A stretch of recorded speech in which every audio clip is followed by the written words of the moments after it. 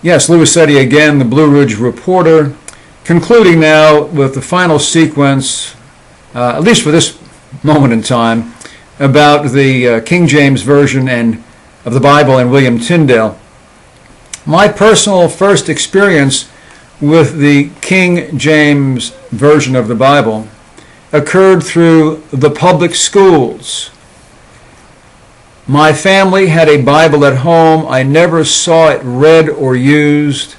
It was in a closet in a box, and perhaps had been given to my parents at the time they were married. I don't know. But in my public school, I surely didn't carry a Bible to school with me, but in the morning we were asked, in those glorious days of yesteryear, to read an opening verse or two from the Scriptures.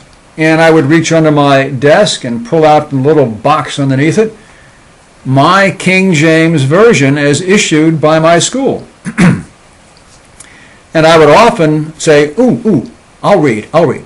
And I read the first Psalm 1 often because I didn't know much about the Bible, in fact virtually nothing about the Bible itself.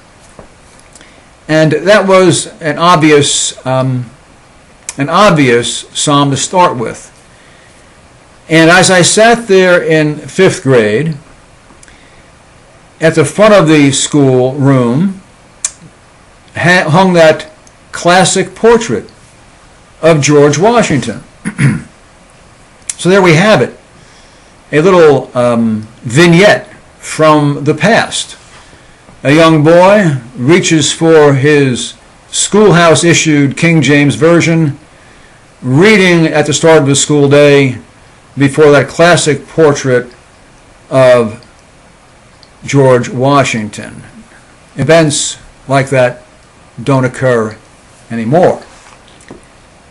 I would not become a Christian for some many decades by God's grace. I did. And there I went back to the King James Version again. And it's quite a book. The language in it is magnificent.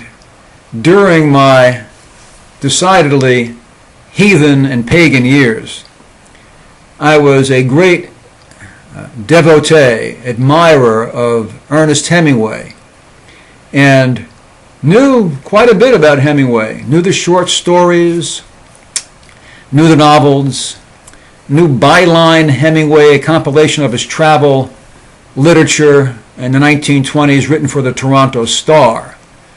And in the book, The Sun Also Rises, the very title and the little prefatory excerpt from the Bible at the outset of that book made clear to me that Hemingway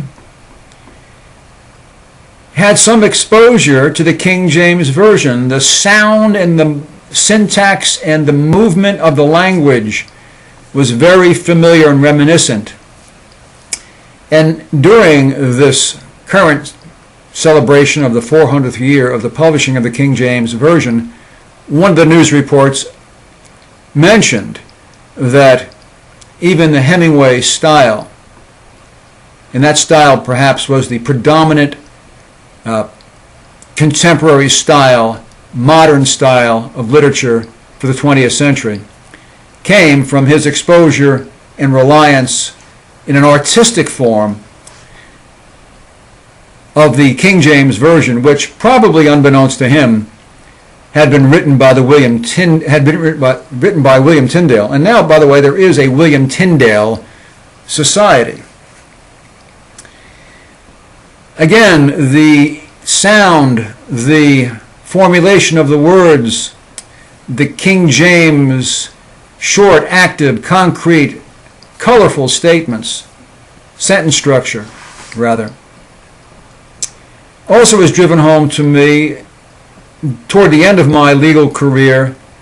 I worked on a case in conjunction with an old friend who was a lawyer, and I'll just call him Tommy, who had been a Roman Catholic and was a Roman Catholic.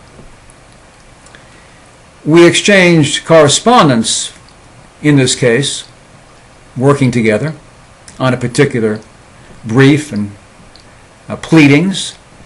And it occurred to me one day, reading his letter, that the structure and format of his sentences was very Latin typical. Complicated, ornate, if you will, formal rather, I should say, lengthy. It seemed to me this was a product of a Roman Catholic education and a Roman Catholic reliance on Latin. Howard Phillips, by the way, brilliant man, founded the Taxpayers Party, now it's called the Constitution Party, went to the Latin school, or the Boston Latin School, when he was a young man. If you read his literature, if you read the structure of his sentences, they are also what I'll call Latin reminiscent. It reminds me of someone who had some Latin education, or Latin language education, exposure at least, as a young man. That's an assumption, but I would bet that Howard would tell you that is true. I'm going to conclude with a danger in getting information about the Bible through the popular media. And though I thought this would be the last presentation, I'm promising the next one will, and regarding the King James Bible and William Tyndale. And I think this next one will be very telling about what you need to be aware of reading popular reporting about anything biblical.